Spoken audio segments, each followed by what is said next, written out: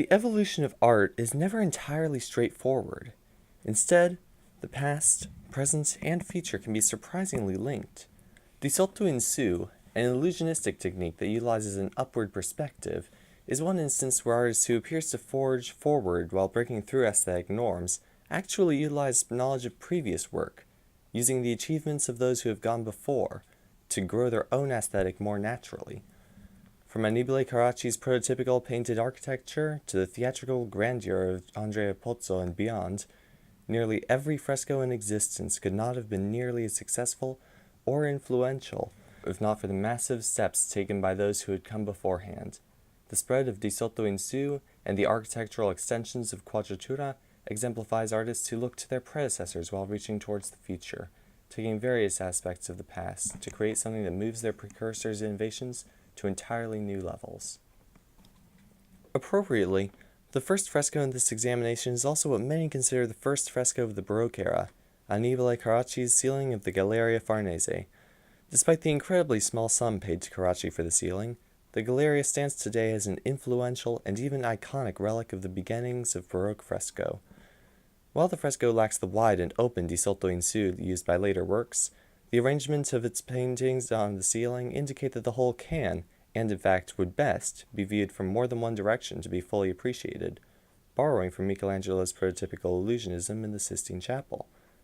While the fresco may be considered lacking in terms of extreme perspective, however, it focuses on a different manner of illusionism, utilizing quadratura to create false materials, statues, and even picture frames when in reality, the scenes of the Galleria are merely painted upon a plain ceiling.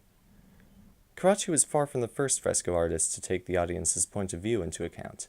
In the Renaissance, Michelangelo's work on the Sistine Chapel ceiling included various figures who are meant to be viewed from different angles, and it even featured what appears to be a prototypical di sotto in su, with the image of the Lord separating light from darkness. While Carracci's fresco initially seems to move backward from this, as every scene of the Galleria's ceiling is known as a quadro riportato, with little to nothing distinguishing it from ordinary canvas paintings lifted onto the ceiling, the varying orientations of the artist's scenes proves that Carracci had looked to Michelangelo's differently rotated scenes in the chapel, a connection further indicated by the multiple ignudi, or nude figures supporting the image, that surround each composition. As with Michelangelo's fresco, Carracci still gives his a dominant point of view, as both the central scenes and the two scenes to either side of it face the same direction. But the rotations of the different scenes prove that Carracci had in mind that this fresco would not be placed on any wall. Among all this, however, Carracci includes another, subtler reference to Michelangelo. Similar to either side of the Renaissance sculptor's depictions of scenes from the Book of Genesis, each corner of the Galleria Farnese appears to open up, revealing a painted sky. However modestly, the fresco makes use of the same di sotto in su that would come to dominate fresco design in later years. While Carracci's work doesn't take advantage of its position as much as it could, much of the spirit of Baroque fresco paintings still appears. Like many fresco artists to come, Carracci plays with his patron's mind, wishing to make both him and future viewers give a double take upon entering the room. One particularly easy feature to overlook amidst the vast scenes of gods, goddesses, mortals, and more is the work surrounding the scenes.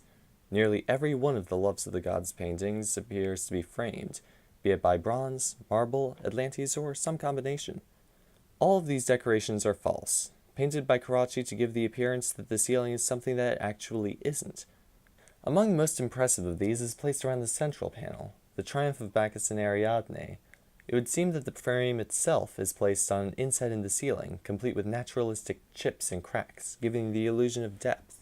Essentially, this wall uses an experimental form of quadratura. In terms of illusionism, this single detail may be more impressive than any of the surrounding images. Just as later artists would paint frescoes that appear to remove the ceiling almost entirely, Carracci's work makes the ceiling of the Galleria Farnese look vastly complex, painting on a regular surface to have it become something that travels above and beyond its simple nature. For this too, the Sistine Chapel deserves some credit. The mighty painted cornice of the Sistine had been a primary inspiration for Carracci's architecture. With this said, Carracci takes his inspirations even further. Unlike Michelangelo, Carracci makes extensive use of foreshortening, be it on the falsified architecture or on the ignudi surrounding it. Having transformed what had come before into something entirely new, Annibale Carracci has set the stage for a different kind of fresco. For the second fresco, we move nearly 15 years into the future, with Francesco Albani's work in the Palazzo Giustiniani in Bassano Romano.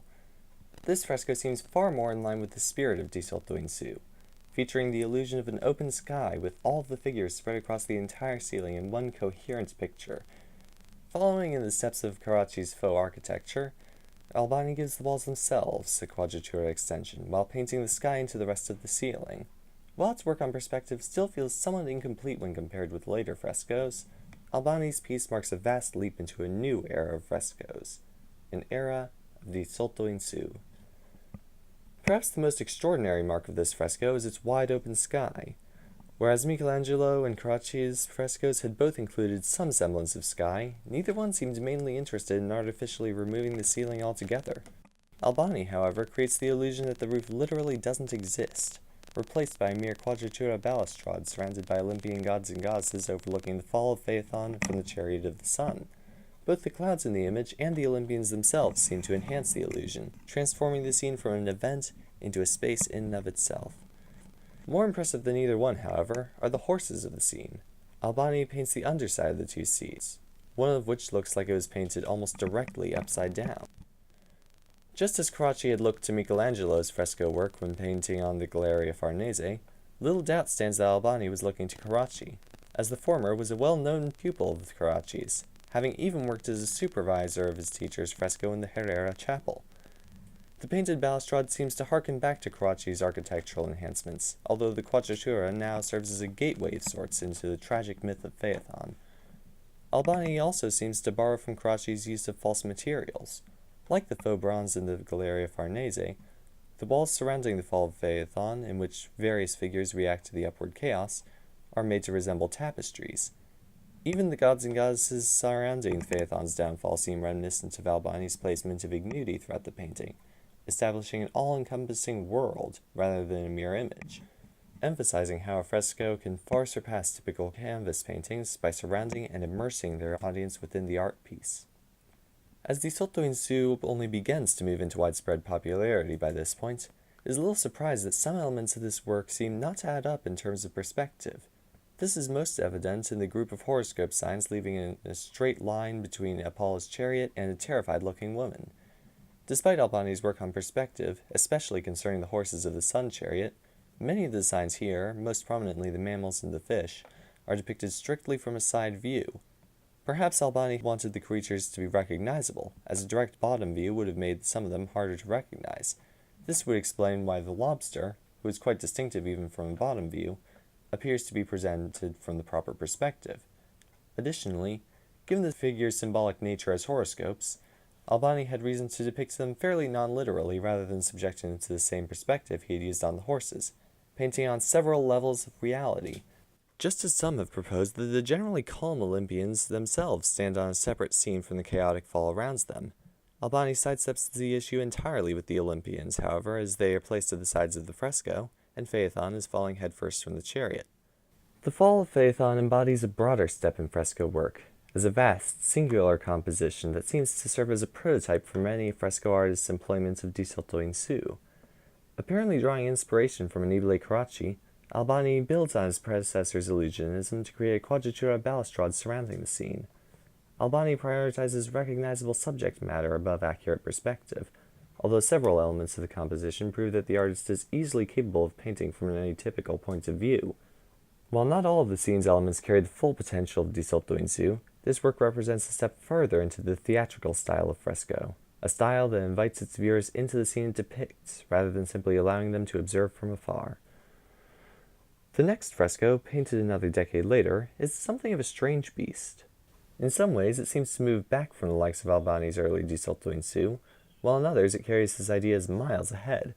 The scene depicted by Guercino's Aurora approaches its subject with a somewhat inaccurate point of view, appearing to strike a balance between correct perspective and recognition of the subject matter in a completely different manner from Albani. Art historian Sir Ellis K. Waterhouse has noted that the ceiling was created with full knowledge that this fresco would appear to rival Guido Reni's earlier fresco of the same subject, which made exclusive use of quadro riportato. However, Guercino's astounding use of quadratura, along with the artist's problem-solving techniques, transforms this work from a competitive art piece into a monument to illusionistic fresco, its deceptively simple viewpoint hiding a triumph of illusionism that fully conveys the scene's grandeur. The strange, somewhat three-quarter viewpoint appears to convey accurate perspective while allowing the audience to see the subject. As the audience wouldn't be able to see who sits in the chariot, nor in fact in the clouds, if the perspective were completely accurate. As with Albani having drawn some elements of the fall of Phaethon outside of the picture's established perspective and placing others at the sides of the composition, the recognition of the subject would seem to drive the decision of such an unnaturalistic perspective. Both Guercino and Albani compensate for the same problem in two different ways. However, Guercino's solution does carry the benefit of a singular intended viewpoint, and the quadratura and more subtle details, such as birds on the opposing wall and two women looking down from one quadratura wall, seem to compensate for the inaccurate viewpoint, providing a degree of proper perspective that avoids clashing directly with the main subject. The level of illusionism in Guercino's Aurora settles any questions regarding the artist's level of skill. The fresco's sky has a smooth, finished appearance, and its quadratura supports mark a dramatic advancement from Albani's balustrade, having been rendered well enough that, according to author Marie-Louise Mastai, many in the modern day will still mistake them for actual architecture upon seeing only photographs. This quadratura feels something of a strange choice, given the part di sotto in su, part quadro riportato portrayal of the main subject, but the architecture seems to add legitimacy to the main image, rather than taking it away. Despite the painting's atypical appearance, it drew vast attention to the approach of illusionistic style, making artists aware that a new kind of painting had arrived in Rome. The stylistic evolution from illusionistic frames in the Galleria Farnese to astounding quadratura and di sotto in su is all but complete, but perfection never holds the arts back from further improvement. The next fresco takes the best elements of previous works' quadratura and di sotto in su and blends them seamlessly into one art piece. Located in the Palazzo Barberini, Pietro da Cortona's allegory of divine providence manages to solve the dilemma of recognition versus perspective in a way that avoids the diagonal perspective of Guercino's Aurora. The fresco, painted for the pontificate of Pope Urban VIII and signifying the virtues he possesses, features various allegorical figures such as Rome, religion, and the three cardinal virtues, celebrating the beginning of the new pope's reign. Rather than simply using quadratura as a gateway into the artwork, Cortona swings the doors of illusionism wide open, letting his figures interact with the architecture surrounding them and allowing the art to emerge into our world. The fresco's perspective still isn't entirely consistent, but the artist nonetheless leaps forward in the pursuit of illusionism, having built on earlier techniques to create a single, coherent fresco. Cortona's use of quadratura here is little short of stunning, and not only because of his illusionistic structures. Here, some figures overlap and even interact directly with the faux architecture. The Titan Kronos looks like he could climb directly onto a nearby quadratura ledge if it occurred to him, and his nearby putti sits directly on the quadratura ledge near the three fates. Perhaps this illusionism is partially due to Pietro da Cortona's experience as an architect, as Marie-Louise Mastai has proposed, which would have given the artist an awareness of an architectural mass that would not have been possible if he were solely a painter. Factors such as these allow Cortona to convey a near unprecedented illusionism, in which not only the perspective, but the figures themselves convey depth. In this fresco, the influence from Carracci's work on the Galleria Farnese becomes remarkably evident. While one would think that Cortona's work of Di Sotto in Su would have little to do with Carracci's Quadri Riportati, certain similarities still present themselves. The Atlantes of both Michelangelo and Annibale Carracci have made a return in some form, although their purposes changed completely from effectively holding the paintings themselves to holding up the fictive architecture while keeping their balance themselves. Although preferred fresco styles appear to change before the eyes of the 17th century viewer, Cortona's ability to look to the past is ultimately what enables him to succeed.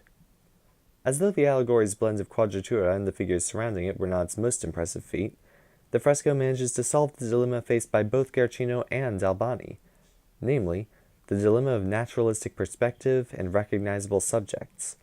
Like Guercino, Cortona uses a slightly diagonal perspective, not entirely giving us an upward view. Unlike the former, however, the latter uses this perspective on all four sides to a certain degree. While there is still an intended dominant point of view, said point of view refrains from directly contradicting different viewpoints, as looking at Guercino's Aurora from an 180-degree angle would have, a move Anne Sutherland Harris believes was also taken from one of Cortona's predecessors, namely Paolo Veronese. Additionally, while the beads associated with the Barberini family appear to be upside down, the figures, the putti, and the papal tiara, now passed to Pope Urban VIII by the figure of Rome, all respond more or less naturalistically in terms of perspective, merging the various figures from the different sides of the fresco into a single painting. The final work, from 1690, draws from Cortona and every other artist to create a marvel of Di Sotto in Su. The artist, Andrea Pozzo, creates a wonder for a far wider audience than earlier frescoes covered in this survey, merging actual architecture with quadratura to the point where they become virtually indistinguishable. The fresco, which describes the Jesuit founding father St. Ignatius of Loyola's apotheosis into heaven, conveys both the saint's rising upward and his message of good news spread throughout the world.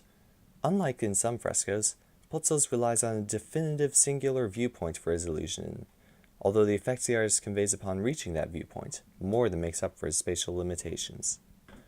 Similar to how Pietro da Cortolna's previous work as an architect had impacted his work on the Palazzo Barberini, Pozzo's success is founded on his emphasis on architecture.